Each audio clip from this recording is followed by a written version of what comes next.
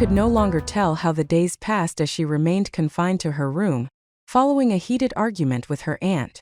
The argument had erupted because of her late return home after spending time with Rami. Now Iman was left wondering whether she was in the right or if her aunt's words held truth. Iman lowered her head, letting out a deep sigh as she remembered her grandmother. To herself she whispered, "May God have mercy on you, Grandma. I didn't understand much of what you used to say back then, but I still remember you smiling, patting my shoulder and saying, 'Let me tell you a bit of my story, the story that became mine and I became its own like a rough woolen sweater. I sought warmth from it, but all it gave me were pricks and scars. This sweater, woven from tales of Al-Aqsa and the heroes of Al-Aqsa. Oh, Grandma, I inherited that sweater. And I no longer know if I became a thread in its fabric through my own story or if you and your tales became a thread in mine. Our stories intertwine like a proud braid adorned with dignity and pride, despite the oppression and injustice. These stories, along with the stories of thousands under these holy domes, weave together to form a tapestry of purity washed with the blood of martyrs, prisoners, and the displaced. I no longer know, Grandma, where I am, or why I am here under the roof of a house that isn't ours, within walls that were once my family's stronghold, which you and your daughters vowed to protect." Iman sat lost in her thoughts, reflecting on her life and wondering what path lay ahead. Would it be a return to the life she'd left behind, or would it be a journey forward on her own terms? I've grown older, she thought, and it's just a few more years until I turn 30. But, Grandma, I am still that 17-year-old girl who left her home and reached this place. Everything slipped from my hands, my youth, my stability, my future. The last thread tying me to my mother and sisters was snatched away. I found myself clutching only the coat of a stranger, wrapping it around myself whenever threats and warnings swept over me. Tell me now, Grandma, what should I do? They've locked me in this house, vowing not to let me go to the tailor shop or even visit the neighbors, as if I were still a child needing discipline. They see my outings with Rami as a grave crime, not knowing those are the only moments I feel alive, stolen from the bitter reality whenever it forgets about me. Iman's tears flowed down her cheeks in silence, unaware that her aunt was sitting beside her window, overhearing her muffled sobs. The aunt quietly withdrew, her heart aching for her niece and pondering what she could do to resolve the situation. The morning sun rose, filling the home with its warm rays and echoing with the call to prayer. Iman went outside, taking her usual spot on the steps, wanting to listen to the Friday sermon after her uncle had left for the Al-Aqsa Mosque, followed shortly by her aunt. Iman listened attentively to the preacher's words, her lonely heart yearning for deliverance from her burdens. Afaf approached Iman and sat beside her on the steps, extending a cup of hot tea. "I've thought it over," Afaf began, "and I've made my decision." Iman looked up in silence, taking the cup and sensing there was more to be said. "I've decided to travel to Jordan, and live there with my brother and mother." "Travel to Jordan?" Iman asked in surprise. "Yes, I no longer want to stay here. Sometimes I feel like everything that's happening is my fault. Hassan ended up in prison because his mother refused our marriage, and the house was sealed because of his imprisonment. As for you, I don't know if you love Rami or not, but your obvious attachment to him seems to be because Hassan never tried to get close to you. And maybe Rami hasn't married yet, because he's waiting to see what happens between you and Hassan." "What nonsense! How could your mind concoct all that? I never wanted to marry Hassan, not even if he were the last man on earth. But I was forced to leave home because my mother, the very person who should have looked out for me, conspired with a stranger to bring me here from Amman like a package. She handed me over as a gift to Mr. Hassan. I nearly died many times on the way if it hadn't been for Rami." Iman calmed a little and said in a quiet voice, "I almost wish he had left me to die. Maybe I'd have found some peace in death."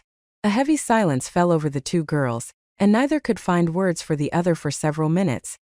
Afaf gathered the empty teacups and rose to leave the steps when Iman asked, "Do you still love Hassan?"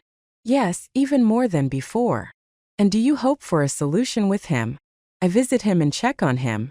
He smiles when he sees me, listens to me when I speak, and his eyes linger on mine at the end of each visit as if he's trying to imprint my image in them." Afaf turned to Iman with a gentle smile. "You know, that's enough for a woman to remain faithful to a man.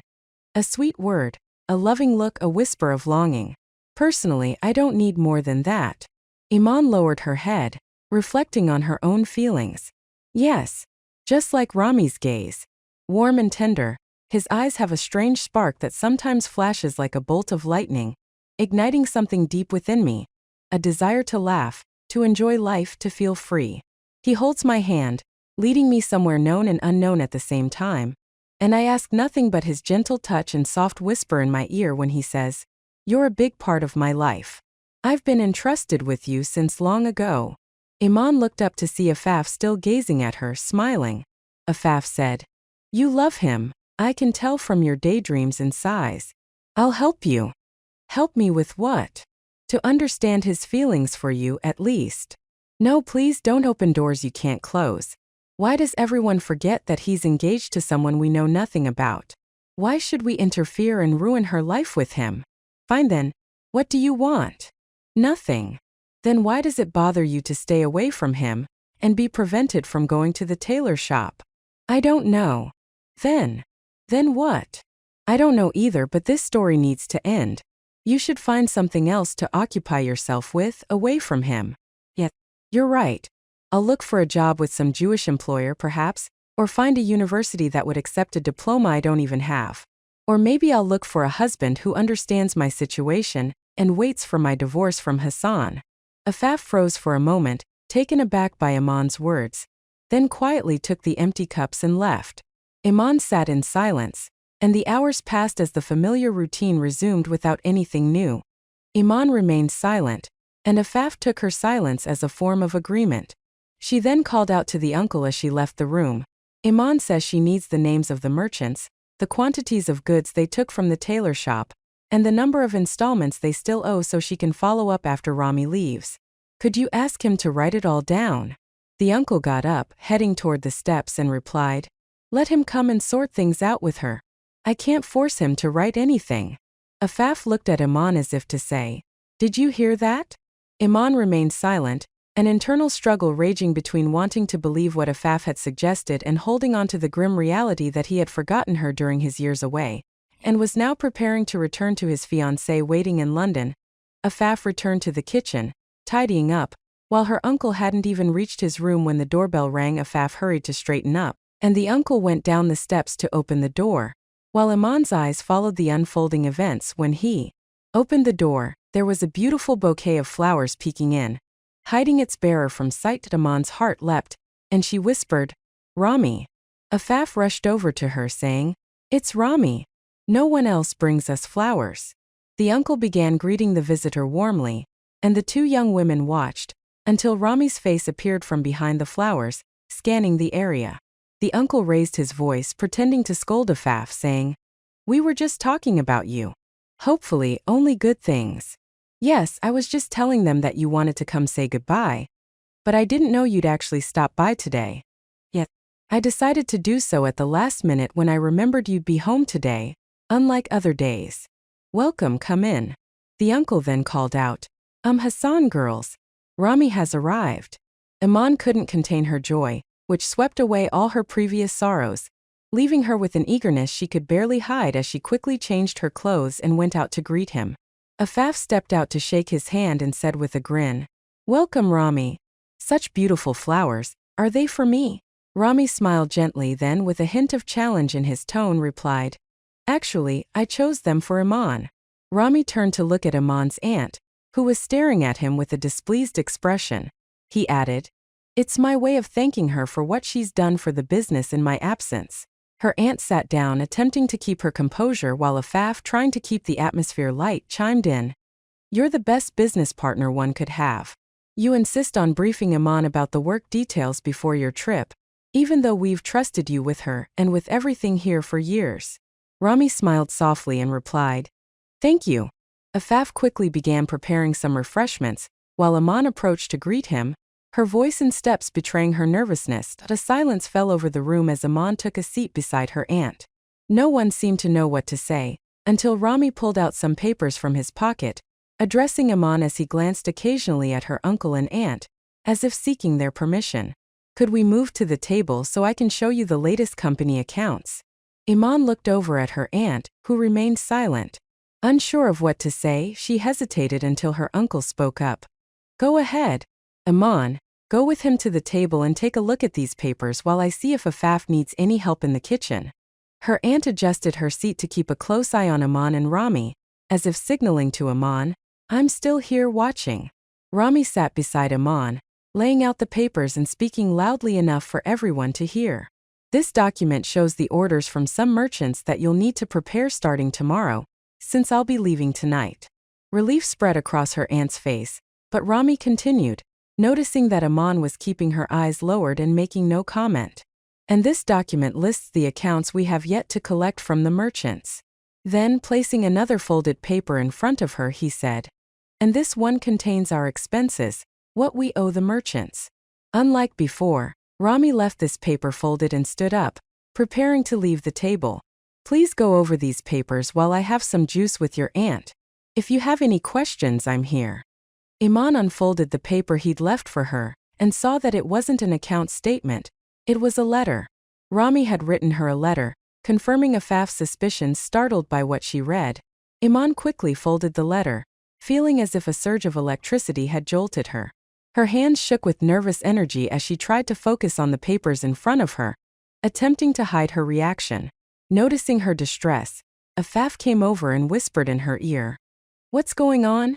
Iman slowly opened the letter, then looked at Afaf with wide eyes. Afaf raised her voice and said, Are the numbers really that overwhelming? Put the papers in your pocket for now, and come have some juice with us. Then she looked over at Rami and her aunt and added, Rami, you must have overwhelmed her with all these accounts. Look at her, she's trembling. Iman quickly tucked the papers into her pocket, smiling as she said, No, don't listen to her. She's exaggerating as usual. Iman sat down to drink the juice, feeling flustered, as if she were seeing Rami for the first time, hearing his laughter with her uncle for the first time, noticing the white paint on the wall for the first time, and as if the photo on the wall had only been hung just now. It felt like an entirely new world was unfolding before her, and she now knew with certainty that Rami hadn't stopped thinking about her. Iman was lost in her joyful thoughts until Rami's voice brought her back to reality. Do you have any questions, madam? He asked. Questions? You mean about the accounts? Yes, about the accounts. No. Well then I'll take my leave. I have many things to finish before traveling. Rami left the house despite her uncle's insistence that he stay for coffee. Iman hurried to her room, locking the door behind her so she could open Rami's letter and read it in private. Meanwhile, Afaf eagerly went to find a suitable vase for the bouquet of flowers Rami had brought. After a short while, her uncle excused himself to retire to his room for a bit of rest before the afternoon prayer, while her aunt remained seated, deep in thought, seemingly reflecting on Rami's visit. Iman read Rami's letter over and over, pausing at certain lines, smiling in overwhelming happiness each time she reread it. Afaf asked if she could come in, and when she saw Iman's state, she couldn't help but say, What has that letter done to you? What? You look like someone who's had a bit too much to drink. You're moving around like a fool, with a silly grin on your face and a faraway look in your eyes. You can barely sit still. What on earth is going on? What? Even your question sounds like it's coming from a fool. Yes, a fool. Iman laughed and said, I'm just happy. I didn't know love had other eyes, other ears and another heart. I loved him before, but with so much sadness and pain. But now, after everything he wrote in his letter, I see the world as beautiful. Everything in it is beautiful. Even my sorrow over being separated from my family feels like a blessing because it led me to Rami. Hassan, the one I came here for and who never even looked my way, was actually leading me to Rami. Can you see that, Afaf? The most wonderful Afaf in the world. You know, even my aunt's anger seems beautiful now. My God, you're in a difficult state, my dear girl. Let me feel your forehead. Maybe this feverish talk is a sign of illness. Yes, a beautiful illness. God, let me read the letter. Hassan sends me a letter from prison every month, and I don't suffer from what you're going through. Does he write to you every month? Is that true? Yes. But doesn't he write to Aunt? Yes, it's the same letter. I read one half to Aunt, and the other half is mine. But let's not change the subject. Will you let me read the letter? My curiosity is killing me. Iman hesitated for a moment, But when she saw Afaf trying to leave the room, she held her and said, "All right, sit, read and listen to me." Afaf took the paper in her hands and began to read. "Oh Aman, you delicate, beautiful enchantress. You the blossoming flower rooted in my heart, my beloved. How often I wonder, why do I feel such emptiness in my chest and coldness in my heart every time you are away? I thought I'd need a miracle, a special event that has never happened to any man before me, to fill my heart with warmth and life. How foolish I was, running away from you while you are my happiness, the secret to my soul's revival. Everything before I met you was just a thing that happened and ended, everything fragile, easily broken, easily dead. But when I look into your eyes, when I catch your gaze that I still can't find words to describe, I feel as if rays of light flow out, binding me to you no matter how much I resist. And the truth is, I love surrendering to those eyes. You appear before me, and I feel as if I'm a light cloud with no weight upon the earth, and you're a strong, radiant sun piercing through me. You see every detail of my personality easily, knowing what makes me happy, and you have the power to either lift my spirits or throw a cloak of sorrow upon me whenever you choose to disappear. This past week, your absence taught me all these truths, made me realize how foolish I was, being distracted from your love with my engagement to another girl. Now I know why I was looking for you in her. I'd laugh with her, anticipating your reactions from her, and if I grew upset, don't be surprised if I say that I would escape to you, to my sweet and bitter memories of you. Now I can call you my love. You are mine no matter how long it takes, and you will never belong to anyone else. My life without you is no life at all. My love, I'll be traveling on." Afaf didn't finish reading the letter. She looked at Aman and asked, "Did you read this note on the back of the letter?" "No, finish it. What did he say?" "He's traveling then." Iman snatched the paper from Afaf's hands and began reading with irritation. I'll be traveling tomorrow, and I won't return until I've resolved the matter of my engagement. I hope you two have found a solution with Hassan. Aman threw the letter from her hand and said, "He really came to bid me farewell. He's gone for good." Afaf picked up the letter and continued reading.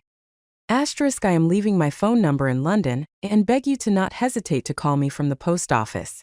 I'll be waiting on the phone every Thursday at precisely 10 in the morning to tell you the latest news. I have a friend at the post office named Zain al-Din. I've asked him to help you, and of course all the calls are prepaid.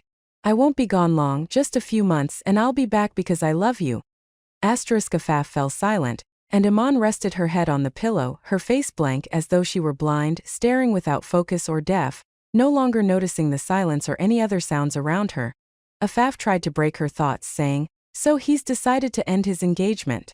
Iman didn't respond, so Afaf continued, "He loves you. Isn't that good news?"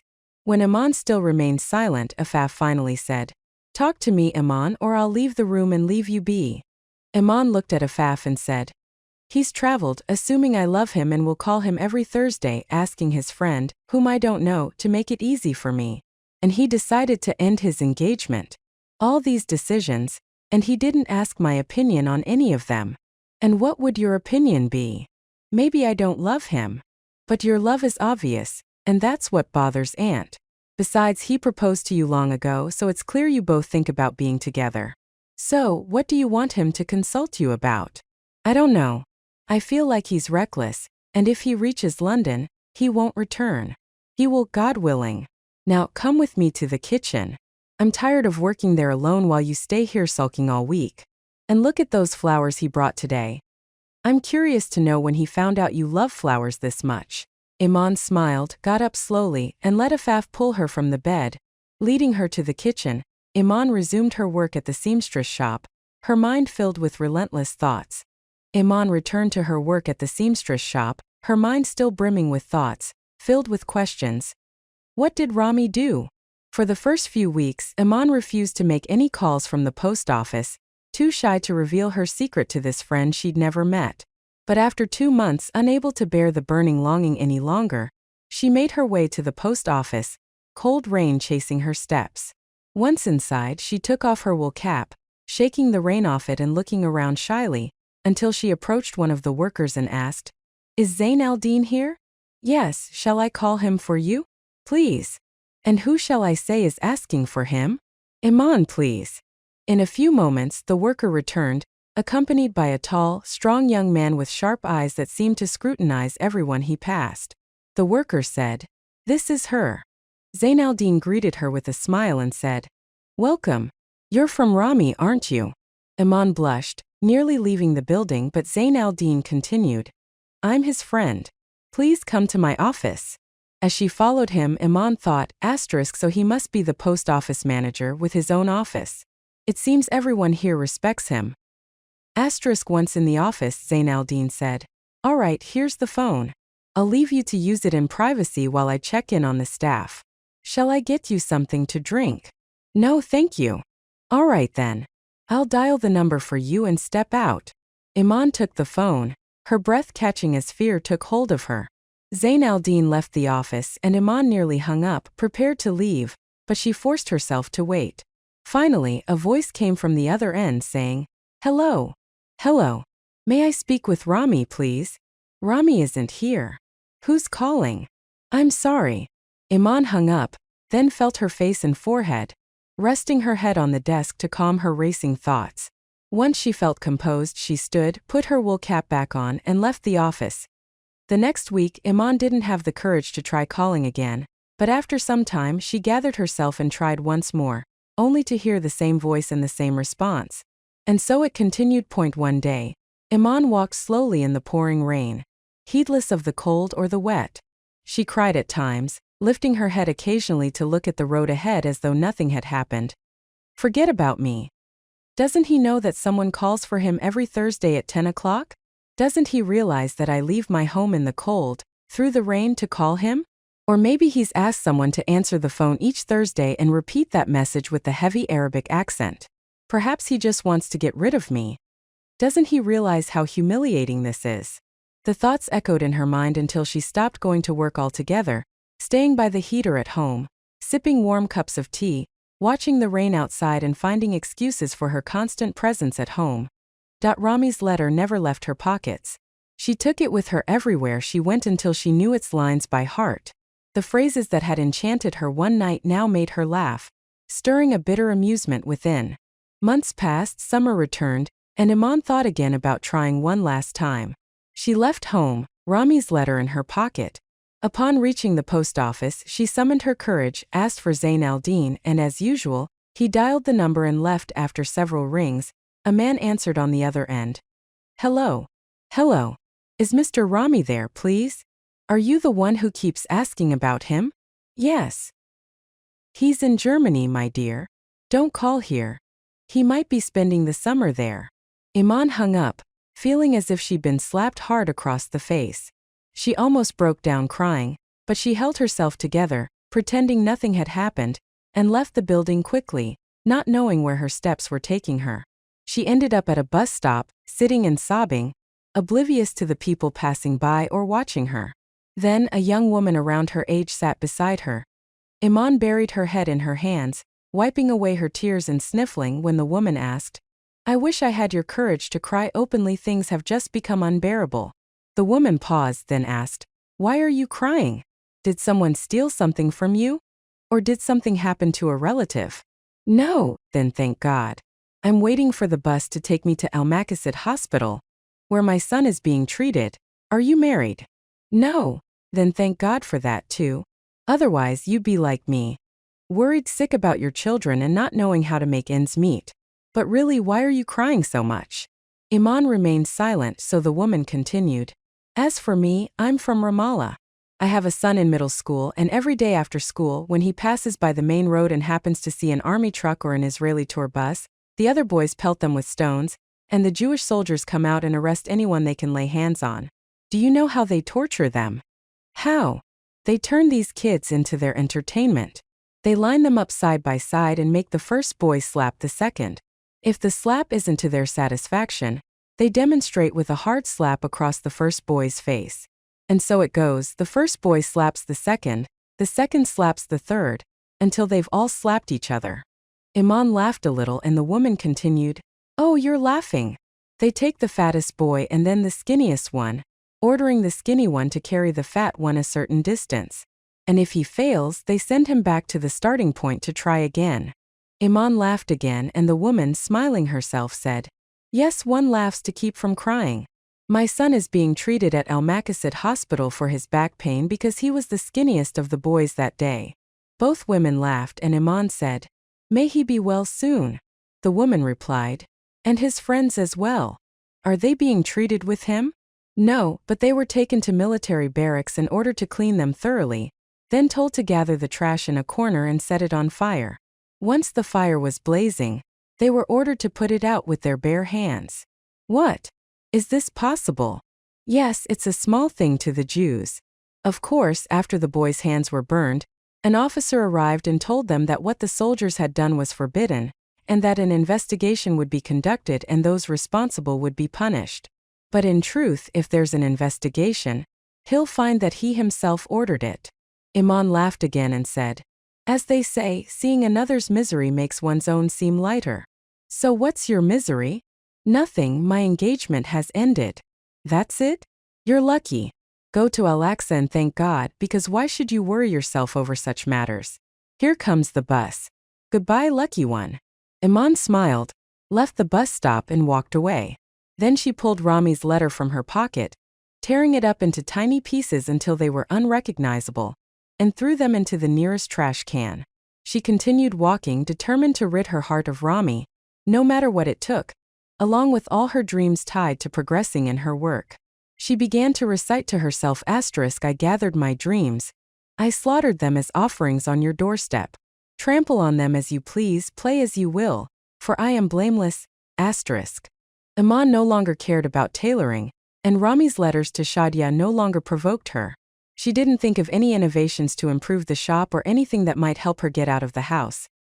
Most of her time was spent, after completing household chores, sitting on those familiar steps. Rarely, she'd hold a piece of fabric embroidering a sinafaf had started, in line with the latest trends, which featured embroidery to decorate home tables and the like. Each time Uncle Abu Walid passed by and saw her in that state, he had no doubt she was thinking about Rami. One day he sat next to her and said, "Did I ever tell you how I met my wife?" Iman looked at him and smiled, surprised by the question and its timing. "No," she replied. Uncle Abu Walid adjusted his keffiyeh on his head, his eyes glimmering with a mix of modesty and love as he smiled and said, "Well, there are some memories you can never forget, no matter how much time passes. Like the first time you see someone you love, the first words exchanged, those things." "So, what were your first words to each other?" Iman asked, intrigued. "You'd never guess," he laughed. I asked her how old she thought I was. Iman laughed, surprised. "Why that question?" "I don't know. I'd heard a lot about her intelligence and skill in figuring things out, and I wanted to test it." "So, did she guess your age correctly?" "Yes, actually. But I told her, No, you're wrong." "Why?" "I'm not sure. Maybe I wanted her to think she wasn't as clever as people said. Or maybe I didn't want to admit that she was." Uncle Abu Walid smiled, his voice tinged with nostalgia as he began recounting the story from the beginning. "I was, as you know, the head chef at the orphanage and also the eldest of my siblings. Since my father was disabled and unable to work, I had to shoulder the responsibility. May God bless his soul. But why was he disabled? The British Army would forcibly recruit men to serve in their ranks, especially putting them in the front lines when attacking the resistance fighters, so that the freedom fighters would hold back from shooting. Didn't you know this?" "No." "Well, in coastal cities like Haifa, Jaffa, and especially Lydda, there was a train the British used to transport soldiers and supplies. When the resistance began targeting the trains, the British started choosing a local Palestinian man every time, tying him to the front of the train." "What am I hearing? That's brutal." "Yes. Sometimes they even tied children to the front. If the family protested, they had two choices. Either buy back their child or send another family member in his place." Iman's heart tightened with sorrow at these stories. Abu Walid continued, "But let's leave that aside. My father shot his own hand to prove to the soldiers that he was unfit for military service. Seeing this, one of them, out of spite, shot both his legs, leaving him permanently disabled. And so, the family's burden shifted from his shoulders to mine. I took care of my siblings, got them married, and then I became a skilled cook at the orphanage, with more than 7 staff working under my supervision, both men and women. And when the war hit and people began to migrate, The number of orphans increased, while the number of workers dwindled. So we started announcing our need for more workers, each in their own circle, until 5 girls came forward. Latifa was among them. During the initial days, the director met with them, introduced them to the orphanage sections, and to the available jobs, from cleaners to laundry and ironing staff and of course kitchen help. The girls split up here and there, all eager to work in the kitchen. I'd hear from the supervisors that Latifa was exceptional, with intelligence, agility, and a strong influence over her colleagues, making her the top candidate for a permanent position in the kitchen. I listened without comment until the supervisor told me, "You still haven't chosen an assistant?" "No," I said. "Why not?" "Everyone's helping me. They peel the potatoes, clean the fish, they do nearly everything." We were talking about sacks of potatoes and countless pounds of fish you can't imagine. Food had to be ready for over 200 people at a set time.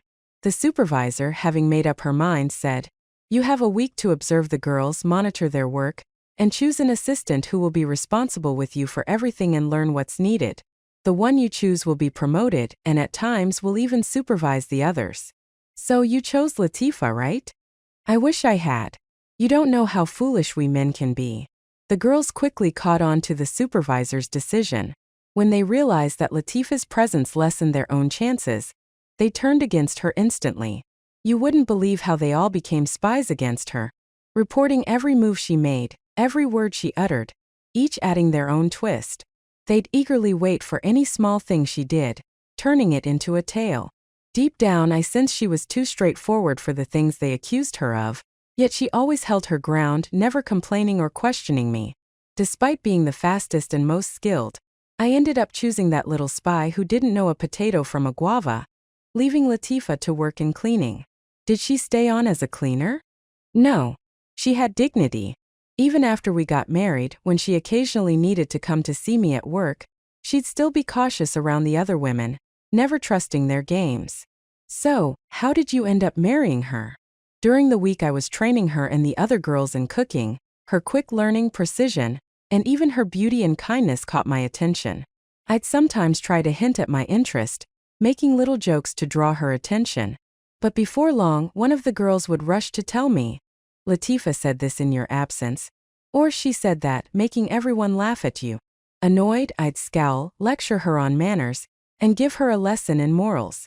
She'd just smile as if she didn't know what was going on, although as I later learned, she was fully aware of the girls' antics. When the incidents repeated, my pride got the better of me, and of course, as a man in a position of authority, I made the foolish decision to cut her down. I appointed that foolish girl with the long tongue, making her the lady of the kitchen. Latifa knew the job was hers if only I'd been fair. She would have been perfect for it, responsible for the food of the orphaned girls, as she truly was gentle in name and in spirit. Still, she congratulated her coworker and left without a word of complaint. But after that, I couldn't sleep, couldn't eat. She became my constant thought, filling my days and nights. I became restless, unable to find peace. The quiet life I once had was gone. I turned irritable and short-tempered for no reason. There was only one explanation: her absence. "So you loved her," Iman said softly. Yes, I realized that when I found myself roaming the streets, searching for her face in crowds, if I imagined seeing her, my heart would leap to my throat, choking me. "I think you know that feeling, perhaps from your time with that Englishman, Rami." Iman fell silent, as did the uncle, until he finally said, "We men only recognize the value of things through our pride and arrogance. When the need arises, we crush every beautiful thing, wounding all that's gentle to prove we can live on, even without the dearest to our hearts. But know that no matter how far we go, we keep returning to our old pages, seeking a soft whisper or a tender glance to console ourselves that we held the decision in our hands. To kill it. Yes, that's how we think, even though we know those feelings inside us never die." Iman remained silent, and Uncle Abu Walid continued, "I've spoken long enough, so let me finish the story quickly. I'm not stupid, Iman. One day I managed to get that little spy to tell me where Latifa lived. I began walking by her house daily, lingering at the nearby shop, buying this or that in hopes of seeing her. Eventually, I found out the shop owner was her father, and all that time I'd been delaying there just to see his daughter.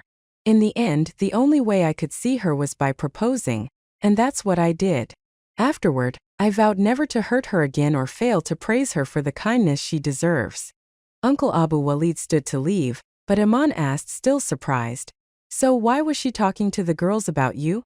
The uncle laughed. "Because I'd stolen her heart, though I didn't know it. She couldn't help but talk about me. She told me. I tried to keep my feelings hidden, but the girls would watch every little thing I did. Every smile, every glance, every word I spoke. Eventually, I told them what you'd said, though only in a way that praised your kindness and humor. She thought it was no different from students discussing their teachers, as nothing serious was at stake. But with a job and monthly salary on the line, I sold her for a cheap price all too easily." For years, whenever we talked about that time, Latifa would tell me the same thing, but then she'd add, "It's enough for me that you're here. I forgive you." Uncle Abu Walid looked into Iman's eyes and, as if driving home a point, said, "Lovers forgive each other, Iman. They make excuses for each other. At least until the truth becomes clear." Iman started to object, but instead she chose silence, pretending not to notice that he was referring to Rami. Iman did not expect Rami to come to Jerusalem that summer. She was sure he was in Germany.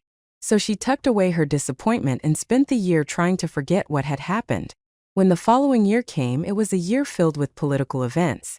It was the year 1979, and the Arab countries had made significant strides in improving relations with Israel, especially Egypt. Everyone could see that Israel was determined to eliminate its enemies among the resistance fighters, both inside and outside the country, through operations in Lebanon. Then, one day in March of that year, Aunt went out as usual to get permission cards from the Red Cross to visit Hassan in prison. Iman stayed behind, taking care of tasks around the house, while Afaf left for work. An hour or so passed before Aunt returned, her face pale, filled with laughter and endless ululations. Iman rushed toward her, delighted by what she saw, and began asking, "What happened? What's going on?" "Hassan. Hassan will be released from prison tomorrow." "Released tomorrow? How is that possible?" Just then, Uncle Abu Walid came in eagerly and asked, "Is it true? Is what we heard true?" "Return to what?" "The house has been sealed, and the boy won't be allowed to return here anymore. He'll remain there, and Aunt won't come back. Afaf too, she found her happy ending with Hassan and went to him, and I don't know what to do here. Listen, my dear. If you wish, I'm ready to take you to Jordan at dawn." "Go back? How could I go back? I'll never be happy to see my mother. What will I say to her? That the mission has failed after 10 years, and here I am as if nothing happened. It's been more than 10 years, the years of my youth, the years of my life. I don't even know who was the real prisoner during those years, Hassan or me." Uncle Abu Walid fell silent, deep in thought, then finally said, "This is your home. You know you're not a guest here. Live as you wish, do as you like, and I'll help you." "Help me with what? What can I do with this house?" "Well, let's see. You could turn some rooms into a tailor's shop or start a small business with some of the women selling pastries. I'll help you." "Why bother? Will my partnership with Rami end, and I'll need the money?" "Of course not, but you need to be in control. You need to be the one making decisions. It doesn't suit a strong young woman like you to continue with tears and mourning. Decide what you want and go for it. Only then will you be happy and satisfied with yourself. And I'm here for you. I'll stand by you in whatever you decide and support you till the end." Iman looked at Uncle Abu Walid, seeing how his words seemed to lift her spirits. Sensing his effect, he said, "Now a cup of tea is in order." As he rose to make it, Iman quickly got up, saying, "I'll make it for you. You move the TV and heater back to the courtyard where we sit in the summer. Let's sit there together tonight." Iman and Uncle Abu Walid, along with most people, watched the prisoner exchange unfold on TV, seeing the buses carrying prisoners stop in Syria, letting men step into freedom. Iman felt a surge of happiness for them and wondered about Hassan, Aunt, and Afaf. Many people traveled to welcome their sons returning from prison, and many returned after just a few days. But Aunt wasn't among them. Days passed for Iman between hope and despair, waiting for Aunt's return. Finally, one of the neighbors hurriedly knocked on Afaf's door and said, "Iman, did you hear the latest? Your aunt has settled in Jordan with her son. She rented him a house there." Adele met her and heard it from her directly. Iman sat in her home contemplating. For her, losing was not an Iman peered out the door at the neighbor, who was carrying some towels to be dried. She replied, "May God grant them peace. Go to them, Iman. He's your husband. Live with him instead of this life with the old man." The neighbor closed the door, finishing her errand, leaving Iman deep in thought. No one knew that Uncle Abu Walid had transferred ownership of the house to her, and everyone around her viewed her as a burden on him for no reason. Iman shared her frustration with Uncle Abu Walid, and he replied, "The solution is simple, let's get married." She looked at him in shock, only to find him laughing heartily at her reaction. "Why didn't you tell her that the house is yours and you bought it from me?" "No, they'll just say you live in a house you sold." "All right then, let's get married." Iman laughed and said, "Don't you know that I'm already married?" Uncle Abu Walid fell silent, then said, "That's a problem we need to solve." "You can't solve it now. I'm thinking of filing a lawsuit in court, claiming the house on the basis that I'm Hassan's wife, and now that he's been exiled, I have no one to help me pay rent for another place." "Is that true?" "Yes. What do you think?" "Let's go to the lawyer first thing in the morning." "Are you serious?" "Yes. Yes, that way, I'll be doing what they kept me here for." Uncle Abu Walid gently patted Iman's shoulder and said, "I always knew you were a strong woman." "Yes, a strong woman." Iman began the legal process of claiming the house and became busy with court proceedings and following up with the lawyer. After a year, the verdict was finally announced. The court ruled against her, favoring the government option. So she decided to take the case to the Israeli Supreme Court, instructing the lawyer to begin the appeal. As she turned her key in the door, about to enter, the neighbor stopped her and asked, "What's happening with you, Iman? Are you still trying to get the house back?" "Yes." "Oh, my dear, you're wasting yourself with this struggle. Your husband left you and plans to marry Afaf this summer, while you're here, listening to an old man's nonsense." Iman shouted at the neighbor, "Please, there's no need for such talk. I'm not a child, I know what I'm doing. Now, if you'll excuse me." Iman entered the house, feeling as though she'd been stabbed in the chest, realizing that everyone seemed to know more about her family's affairs than she did. She threw herself on the sofa, quietly thinking, "So Afaf will marry Hassan, Aunt will live with her son, and my mother will celebrate at their wedding for her sister. And I'm here, running between courts to get them their home back." When Uncle Abu Walid came home and saw her in this state, she asked him, "Tell me, uncle, what's the point of keeping a house in Jerusalem?" "What? Why must I reclaim that house? Why shouldn't I sell your house and move to live in another country?" He sighed, realizing her distress, but replied, "The homes in Jerusalem are sacred, Iman. This land, these stones, they're holy. Then tell me, why are Jewish millionaires eager to buy them, while no Arab millionaires do the same? Do you think the Jews would allow that? They'd simply pass a law forbidding Arabs from buying houses in Jerusalem.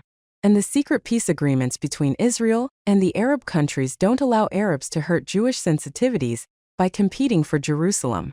So Jerusalem means more to the Jews than to the Arabs? Perhaps in these disgraceful times.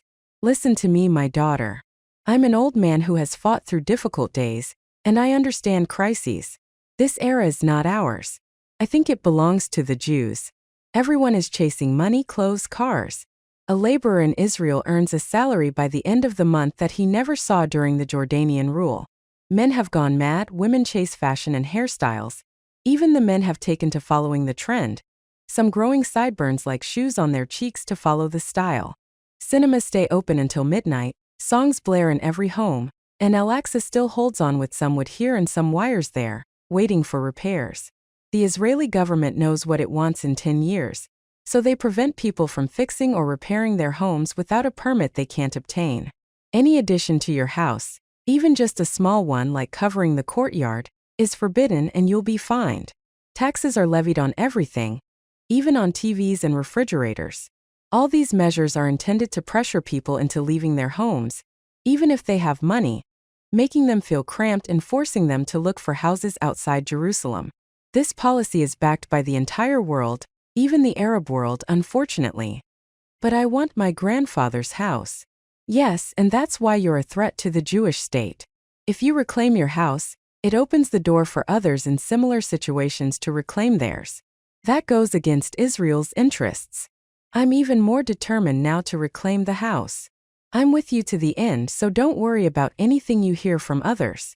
Iman pursued her case in the Supreme Court, while Uncle Abu Walid prepared a gift for her that she could never have imagined. One day, he came into the house looking unusually hesitant, so Iman asked, "What is it?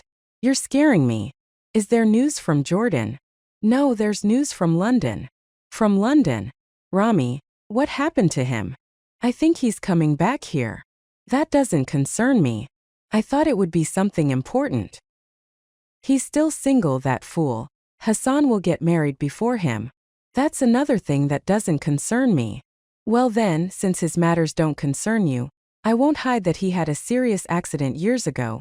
It kept him in the hospital and prevented him from coming here." Iman and Uncle Abu Walid fell silent. When he rose to go to the kitchen to prepare his dinner, Iman rushed ahead, saying, "I thought you'd brought me the gift you promised." "Yes, the gift. It's still on its way, and it will arrive soon. Don't tell me Rami is the gift, because I don't want to see him." "Who's Rami?" "Your gift is worth much more than Rami." Iman frowned, puzzled, and thought, more valuable than Rami. I've lived my whole life without finding anything more valuable than Rami. Except my dignity. So what could this gift be? The next day, Uncle Abu Walid came home with the same mysterious expression. Iman asked, "What is it today?" "It's Rami. He came to the tailor shop today." Iman's heart raced, though she had thought she'd long stopped feeling that way.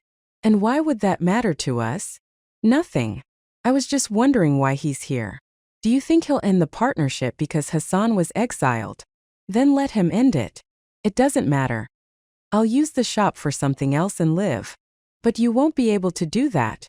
The shop isn't your grandfather's, it belongs to Hassan's father. Do you understand?" Uncle Abu Walid kept bringing up Rami in front of Iman, each time noticing a slight change in her demeanor. When he asked, "Should I invite him over?" her voice grew harsh as she replied, "Of course not." But the following day, without waiting until the end of the day, Rami knocked on the door just before the afternoon prayer and called out, "Where are you, Iman? Come quickly." Iman rushed toward Uncle Abu Walid, curious to know what he wanted. He handed her some papers, saying, "Can you tell what these documents are?" "No." "Well then take a look. This is your divorce paper from Hassan. This is a deed of ownership from Hassan and your aunt, transferring the house to you, so you can continue the case officially after the divorce. And this paper here is a gift for you from Afaf. Do you know what it is?" "No." "It's your high school certificate." She wrote on the back, "Don't waste time, fulfill your potential." Iman froze, flipping through the papers in disbelief. She asked, "How did you get them?" "I sent Omar to Jordan with letters for your aunt and her son. It wasn't fair to leave you in limbo, and this was the result." Iman was speechless. Uncle Abu Walid, wanting to lighten the mood, joked, "Now we can get married." Iman laughed and found herself suddenly crying, thanking him repeatedly. She kept looking at the papers, her words of gratitude pouring out until Uncle Abu Walid finally said, "All right, I'll be back later. I expect you to be done with your crying and prayers by then." He left, standing a little straighter, wiping a joyful tear from his eye. He hurried back to his bakery, ordering his workers to make 100 meat and egg-filled loaves and distribute them in the courtyard of Al-Aqsa Mosque in gratitude to God for helping resolve this young woman's troubles. Iman felt as though a heavy mountain had been lifted from her shoulders, making her light on her feet, skipping here and there, looking for someone to share her joy with among her neighbors and acquaintances.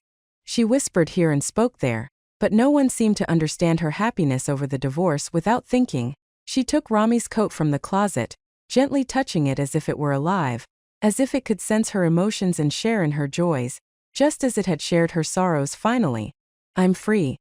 Iman, her eyes brimming with tears, whispered, "I don't know if these are tears of joy or sadness. Now that I've found Rami, he should be sharing these moments of my life, but he never cared about anything but his own life." She stood abruptly, raising her hands with a strange, exaggerated gesture, and declared, "Everyone take note, lock your emotions away. Seal up your circumstances. Bolt every door that might let any dignity escape. for Rami has arrived. Today Rami wants to amuse himself with so-and-so. Maybe he's tired of that German girl. So be it. Rami today has been hurt by my aunt. Take heed everyone. Rami is angry, you will pay the price. All meanings of love are crushed underfoot. Meaningful communication is lost. It doesn't matter if I'm alone anymore. It doesn't matter how long I waited for him to come back to me. He plays in life's field as if it's a one-player game. Everyone around him is just a name that comes and goes. He sells them one day, buys them back the next. Iman sank down onto her bed, crying, then took off Rami's coat, a sadness in her movements. She folded it neatly, put it in a bag, wiped away her tears, brushed her hair, and went to the bakery to see Uncle Abu Walid. When she found him, she handed him the bag and said, "I've had this coat for 10 years. It's time to return it to its owner. Will you please give it to Rami? If you'd come a bit earlier, you'd have seen him. He was just here." Iman looked around anxiously and asked, "Why was he here?" "He's been frequenting the bakery like I used to frequent that grocery store once upon a time. He's constantly around the neighborhood, and I don't know why." Leaving the bag with him, Iman returned home quickly, Uncle Abu Walid's words following her.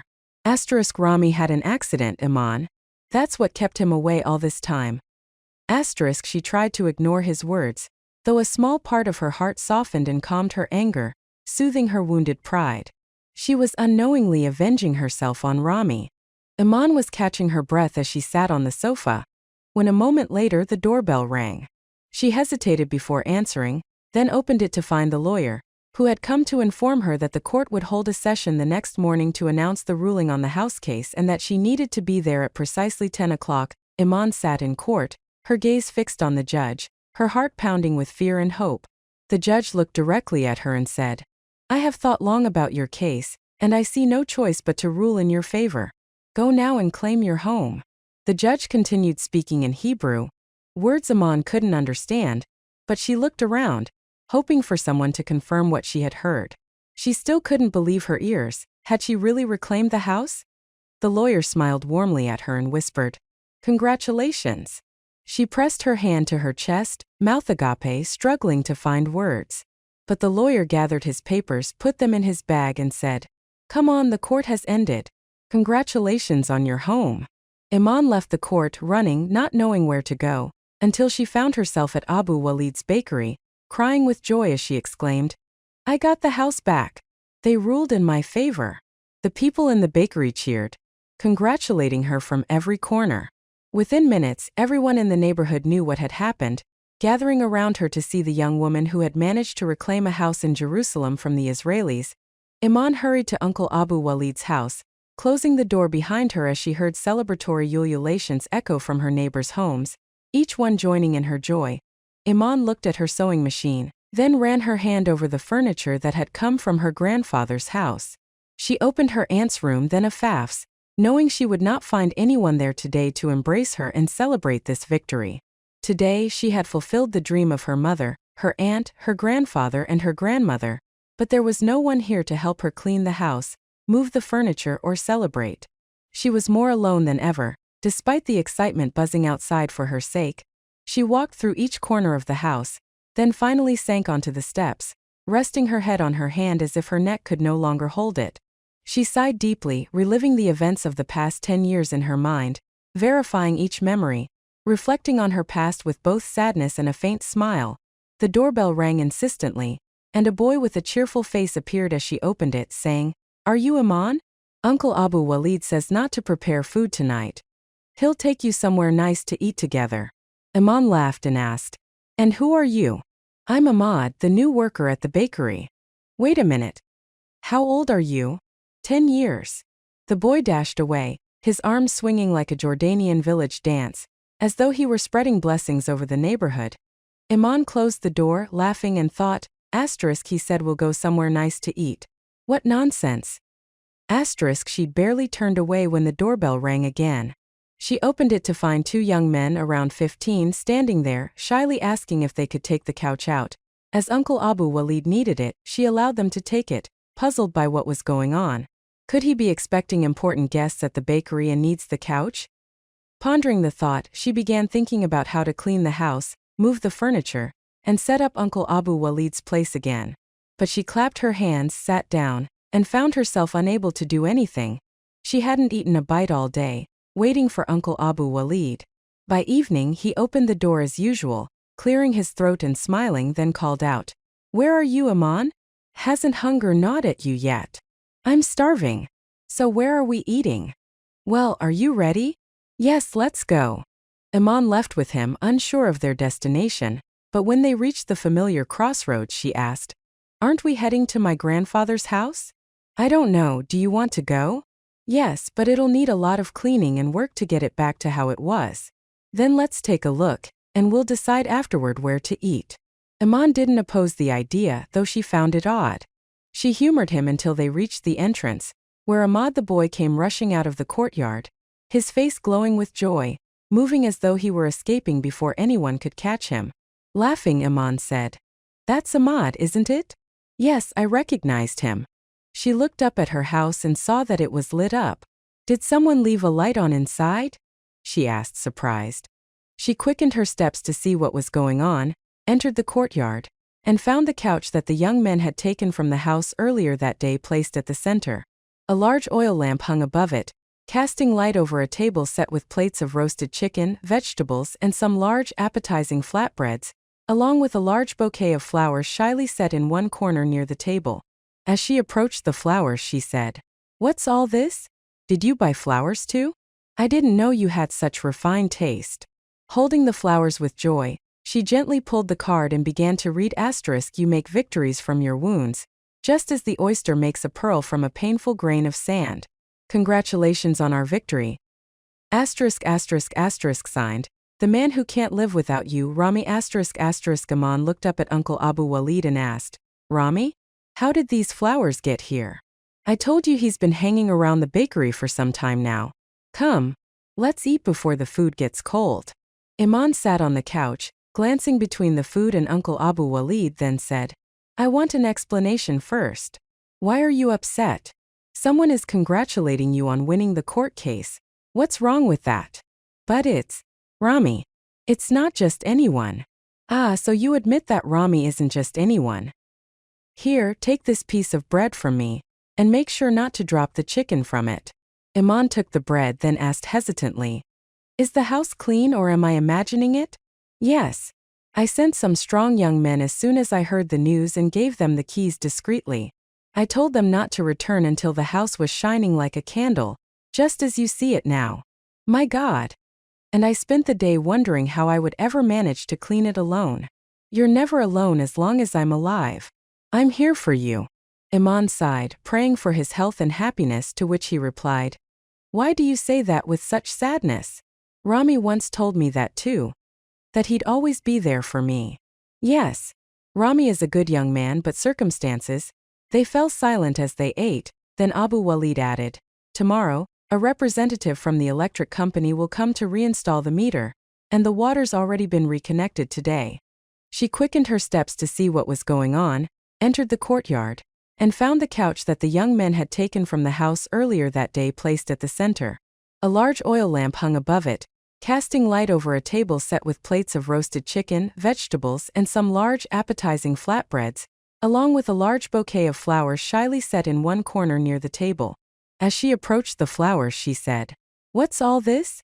Did you buy flowers too? I didn't know you had such refined taste."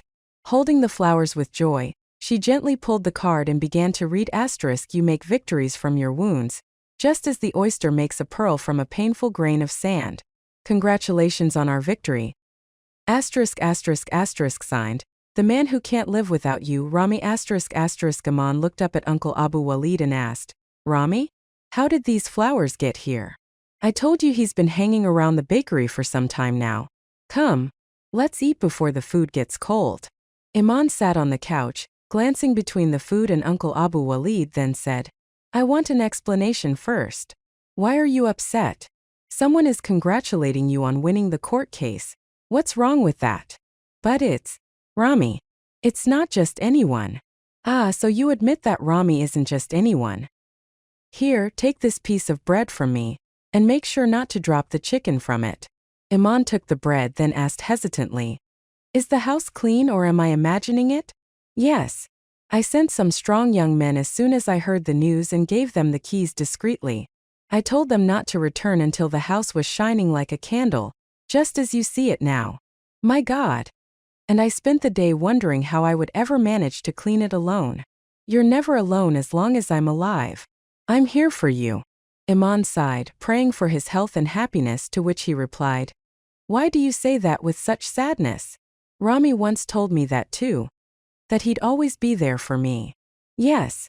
Rami is a good young man, but circumstances. They fell silent as they ate, then Abu Walid added, Tomorrow, a representative from the electric company will come to reinstall the meter, and the water's already been reconnected today. Silence fell over the courtyard once more. As Aman's fingers kept returning to the card, rereading it. She'd take a few bites, then lift the card again, while Uncle Abu Walid watched her. Finally he said, He loves you. Iman, swallowing her food, asked shyly, How can you know that?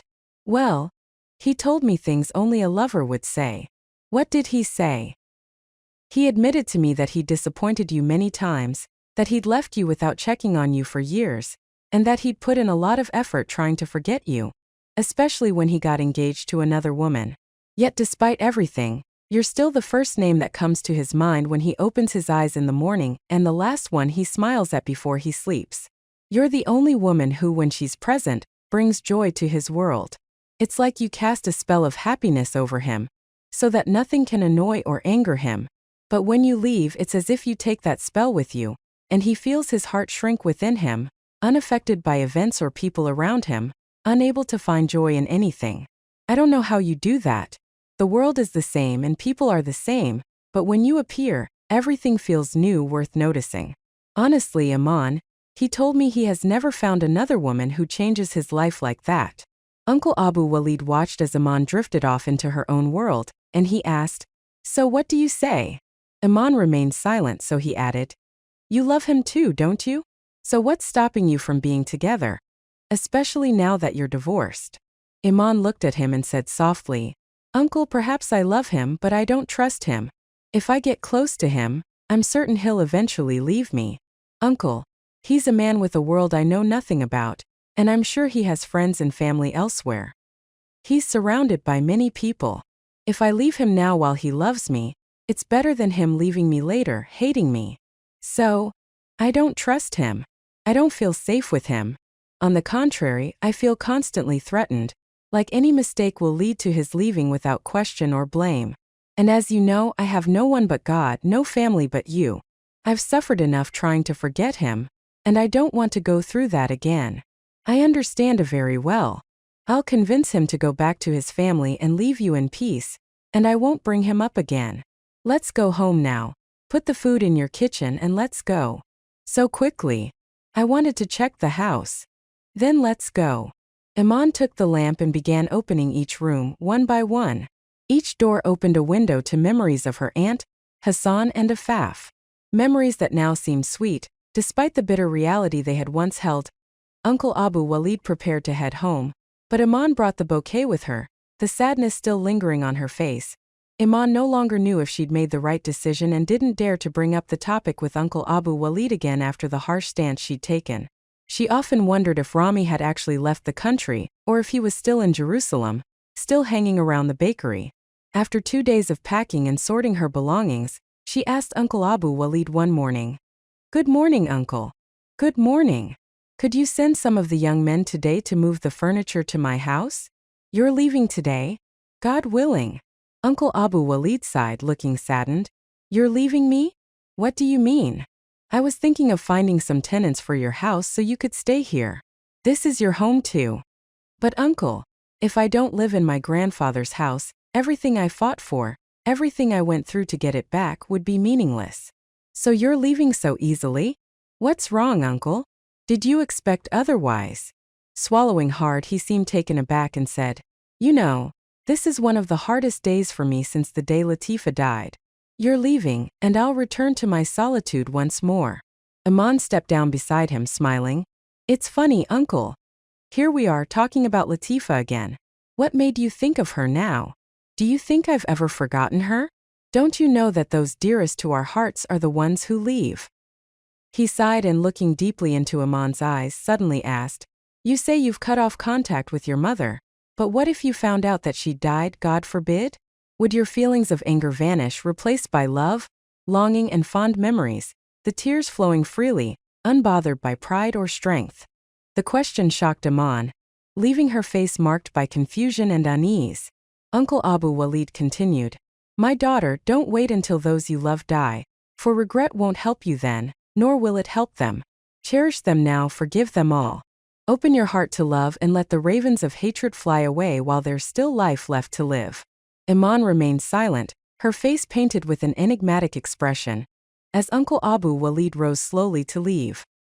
He turned to her and said, I have one last request, Iman. Please stay here until I find a respectable family to rent your house, and I'll set up a fafsold room for you.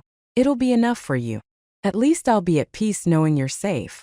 Iman replied with a look of innocent surprise. But uncle, how could I feel at peace without you? He smiled. I was going to surprise you with this, but I'll tell you. I've decided to marry Omar off and have him live here with me. I'll officially transfer ownership of the bakery to him, and he'll pay you rent for the house after I'm gone, so you'll always have money for bread. Iman was more astonished than ever, but Uncle Abu Walid, weathered by time and determined, left with a smile as if saying, God, bear witness and be pleased. This is the most I can do to preserve an Arab home in threatened Jerusalem. Iman gave in to Uncle Abu Walid's wishes and stayed in the house. She couldn't shake the memory of his final words, but her pride and shyness prevented her from asking about Rami or admitting her longing for her mother, her sisters or even her aunt in Afaf. One morning, Iman heard the door close, signaling that Uncle Abu Walid had left for his bakery at the usual breakfast hour with Omar and the other workers. Each morning they would prepare his favorite fresh bread, sesame rings, a few falafels and spicy hummus, along with a hot cup of tea that brought him a sense of family and the children he'd always wished for, happy with every moment he lived among them. Iman stirred in her bed, not rushing to get up. But when she heard the door close a second time, she sprang up, wondering if Uncle Abu Walid had returned for some reason. When she opened her bedroom door, she nearly tripped over something soft underfoot. She looked down and saw a large bouquet of flowers filling a coat she knew well. It was Rami's coat, filled with beautiful fresh flowers on long lush stems, with a small card in the center. She picked up the card with trembling hands, filled with joy, and read, Asterisk, from this land I will not leave, neither by bullets nor cannons. We are the people who will only bow before the one who created us. Ya Halali ya Mali, sweetheart, answer me. I'm coming for you, and I swear by my oath I will not break it. I see no one else. I am yours and you are mine. Ya Halali ya Mali, sweetheart, answer me. Asterisk, asterisk, asterisk, signed, Rami. Asterisk, asterisk. Iman hugged the flowers, twirling and dancing, joy spreading from her as fragrance spreads from flowers. Suddenly, she noticed one of her grandfather's papers on the floor. She picked it up and read his words, as if he'd known that his granddaughter would need to see this message today. Asterisk, preserve Jerusalem by preserving what you own within it, and don't be a helping hand in its Judaization, lest God question you on Judgment Day about what you let go. Asterisk.